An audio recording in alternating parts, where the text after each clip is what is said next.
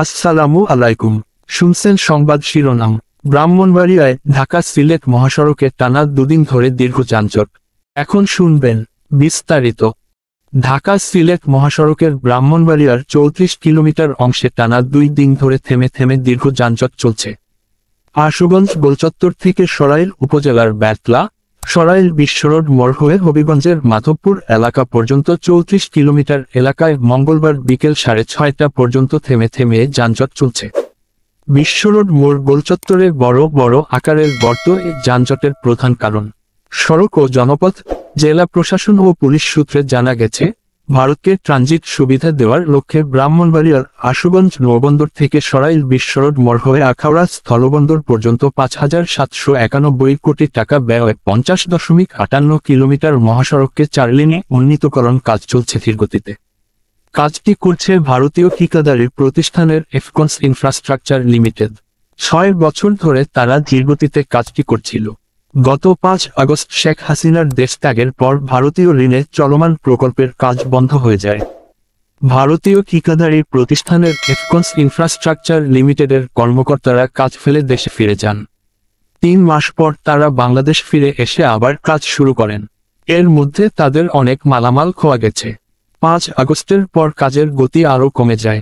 সরেজমিনে দেখা যায়, দীর্ঘদিন ধরে বিশ্বরোড মোড় গোলচত্বর এলাকায় কোনো সংস্কার কাজ না করায় ছোট বড় অসংখ্য গর্তের সৃষ্টি হয়। কয়েক দিনের বৃষ্টিতে এই গর্ত আরও বড় আকার ধারণ করে। বিশ্বরোড মোড় গোলচত্বরের চারপাশে অসংখ্য ছোট বড় গর্তের সৃষ্টি হয়েছে। দূরপাল্লার যানবাহন মহাসড়কের গোলচত্বর এলাকায় এসে চলতে হচ্ছে ১ থেকে ৫ কিলোমিটার গতিতে। এসব গর্ত অতিক্রম করতে পণ্যবাহী যানবাহনকে হিমশিম খেতে হচ্ছে। কিছুক্ষণ পরপর এসব গর্তে যানবাহন আটকে যাচ্ছে। গোলচত্বরের ৩/৪ চলাচলের অনুপযোগী হয়ে পড়েছে। গোলচত্বর অতিক্রম করার জন্য যানবাহনকে থেমে যেতে হচ্ছে। চালকদের অধিক সতর্ক অবলম্বন করতে হচ্ছে। স্থানীয় লোকজন জানান, রোববার দিবাগত রাত ২টা থেকে বিশ্বরোড মোড় গোলচত্বর থেকে যানজট সৃষ্টি হয়। সোমবার সকাল ১০টার পর থেকে যানজট বাড়তে থাকে। সোমবার সন্ধ্যা পর্যন্ত আশুগঞ্জ গোলচত্বর থেকে সরাইল উপজেলার ব্যাটলা, বিশ্বরোড মোড় ও কুট্টাপাড়া মোড় হয়ে বাড়িউড়া পর্যন্ত ১৫ থেকে ২০ কিলোমিটার এলাকা পর্যন্ত যানজট ছড়িয়ে পড়ে। সোমবার সন্ধ্যার পর জেলার আশুগঞ্জ গোলচত্বর থেকে হবিগঞ্জের মাধবপুর পর্যন্ত ৩৪ কিলোমিটার এলাকা জুড়ে যানজটের বিস্তৃতি ঘটে।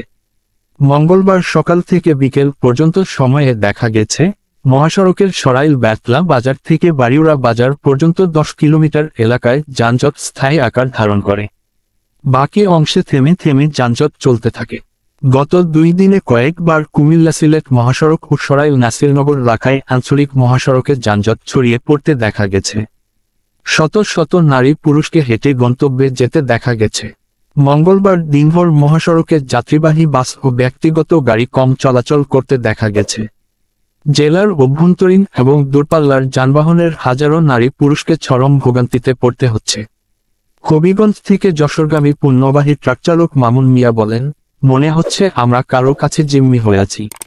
সামান্য একটু জায়গা ঠিক করে দিলে আমরা ভালো করে চলতে পারি, কিন্তু তা হচ্ছে না। ঢাকা থেকে ছেড়ে আসা তেলবাহী ট্রাকের চালক সেলিম মিয়া বলেন, সব ঠিক আছে, শুধু এখানে আসলেই আমাদের ঝামেলা হয়। মহাসড়কে যান চলাচল স্বাভাবিক রাখতে সরাইল থানার পুলিশ ও সরাইল খাটিহাতা হাইওয়ে থানার পুলিশকে মাঠে থাকতে দেখা গেছে। এর আগে সোমবার দিনভর মাঠে ছিলেন সেনাবাহিনীর বেশ কয়েকজন সদস্য। সরাইল খাটিহাতা হাইওয়ে থানার ভারপ্রাপ্ত কর্মকর্তা ওসি মোহাম্মদ মামুন রহমান মঙ্গলবার বিকেল ৪টার দিকে বলেন, বিশ্বরোড মোড় গোলচত্বরের চারপাশে যে গভীর গর্তের সৃষ্টি হয়েছে, তা ভরাট না করা পর্যন্ত যানজট শেষ হবে না। এখানে ৩ ফুটের অধিক বড় গর্তের সৃষ্টি হয়েছে। যানবাহনগুলোকে এখানে এসে প্রথমে থেমে যেতে হচ্ছে। এরপর ১ থেকে ৫ কিলোমিটার গতিতে চলতে হচ্ছে। আজ ২ দিন ধরে সড়কের ওপর আছি।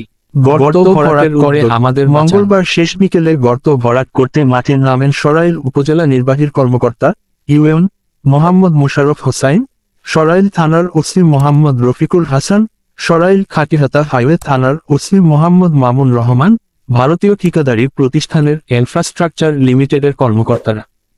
বিকেল ৫টার দিকে তারা গর্তে খোয়া মিশ্রিত বালু ফেলার কাজ শুরু করেন। ইউএন মোহাম্মদ মোশাররফ হোসাইন বলেন, আমরা জরুরিভাবে গর্ত ভরাটের জন্য ভারতীয় ঠিকাদারি প্রতিষ্ঠানের লোকজনকে রাজি করিয়েছি। প্রতিদিন বৃষ্টি হচ্ছে, বৃষ্টি থামলে অন্য ব্যবস্থা নেওয়া হবে। ব্রাহ্মণবাড়িয়া 24.news